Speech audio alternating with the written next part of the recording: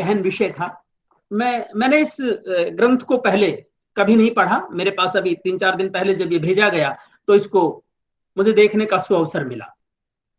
उपनिषदें मैं भी बीच बीच में जब तब पढ़ता रहा हूं, मैंने देखा है, लेकिन इस दृष्टि से मैंने उपनिषद को कभी नहीं पढ़ा। यह दृष्टि ही बिल्कुल अलग है। और उसका एक और भी कारण है, मैं आपको उसका कारण भी बता देता हूं कि मैं आर्य समाज की परंपरा में पला बढ़ा हूं, गुरुकुलों से पढ़ा हूं।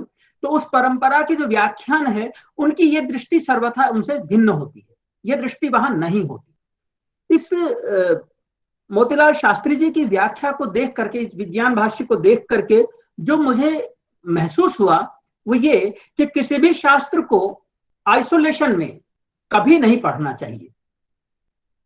इस व्याख्या को समझने के लिए आपकी शास्त्रीय पृष्ठभूमि का होना अपरिहार्य है। उसके बिना एक शब्द भी, यदि व्याकरण नहीं आता, आपको शब्द ब्रह्म समझ में नहीं आएगा। यदि आपको अद्वैत वेदांत नहीं आता, तो जो ब्रह्म के विविध पक्ष हैं, जो चतुष्पाद ब्रह्म की बात करते हैं, वो कभी समझ में आ ही नहीं सकता। मांडुक्य कारिका को यदि आपने नहीं देखा है तो वह भी समझ में नहीं आ सकता। तो अद्भुत है। मैं व्याकरण को भी जब पढ़ता था तो शब्द से सृष्टि कैसे हो गई, मुझे बहुत कभी पची नहीं बात और कभी समझ में भी नहीं आई। लेकिन इस भाष्य को पढ़ने के बाद मुझे लगा कि यदि इस दृष्टि से हम सृष्टि की प्रक्रिया को देखते हैं, जिसमें जो 3 चरण है, जिसको आप संचर और प्रतिसंचर की बात करते हैं। संचर का मतलब है मूल से विकास की तरफ बढ़ना, बीज से उसका विस्तार होना। जैसे हम नाट्य शास्त्र में कहते हैं ना, बीज बिंदु पताका प्रकरी और निर्वहन, वो पूरी की पूरी प्रक्रिया वो है। उल्टा चल पड़िए, विस्तार से सूक्ष्म की ओर। अब 4 थे, 4 से 3, 3 से 2 और 2 से 1 पर पहुंच जाना, ये पूरा का पूरा प्रतिसंचर है। तो मैं इस संचर और प्रतिसंचर को जो समझ पाया, मुझे बहुत अच्छा लगा। और इसमें जो 2 बातें मुझे बहुत अच्छी लगी कि शब्द से इस प्रपंच का विस्तार, ये मेरे लिए बिल्कुल एक पुरानी बात हो करके भी एक विधि, एक पद्धति उसको समझने की बिल्कुल नई थी। मैंने बहुत कुछ लिखा नहीं है, बहुत कुछ पढ़ा नहीं है, जस्ट मैंने आपको सुना है, जो पढ़ा वो पढ़ा। उसमें जब ये कहते हैं द्वे ब्रह्मणि वेदितव्ये शब्द ब्रह्म परम ब्रह्मचर्य, ये हमारे यहाँ शास्त्र में कहा गया है। व्याकरण शास्त्र में तो बिल्कुल निश्चित बात है, शब्द ब्रह्मणि निस्नातः परम ब्रह्म अधिगच्छति।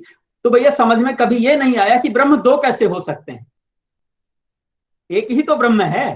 तो 2 ब्रह्म, या तो पर ब्रह्म मान लो या शब्द ब्रह्म मान लो। शब्द ब्रह्म से सृष्टि मानते हो तो फिर परब्रह्म क्या है, और परब्रह्म से सृष्टि मानते हो तो शब्द ब्रह्म क्या है। ये कभी पहले समझ में नहीं आया, लेकिन अब समझ में आता है कि वही ब्रह्म जब विशिष्ट शक्तियों से संपन्न होकर के आगे बढ़ता है तो दूसरी संज्ञा को ग्रहण करता है, वही शब्द ब्रह्म की कोटि में आता है। और फिर वहीं से उसी को जान लेने के बाद जब प्रतिसंचर क्रम में हम जाते हैं तो फिर हम पर ब्रह्म को प्राप्त कर पाते हैं। ये शास्त्र की जो विधा है, ये मेरे लिए एक नई थी।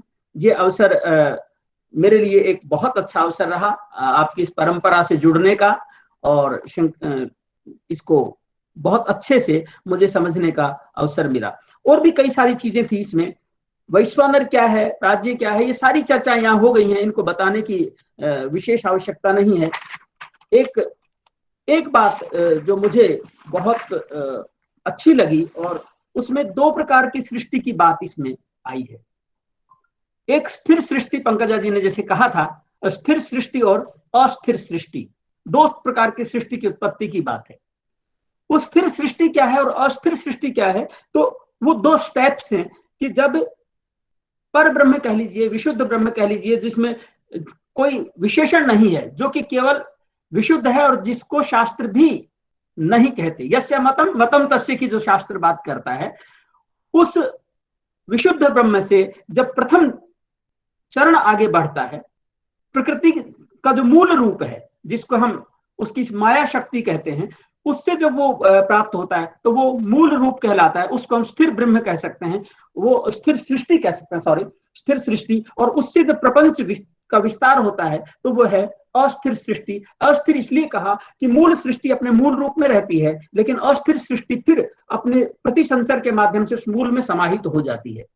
तो जैसे बीज में सब कुछ समाहित रहता है, वो वृक्ष बन जाता है और फिर बीज के रूप में उसमें पूरा वृक्ष समाहित हो जाता है। वही सृष्टि में एक मोटे उदाहरण के रूप में हम ले पाते हैं। तो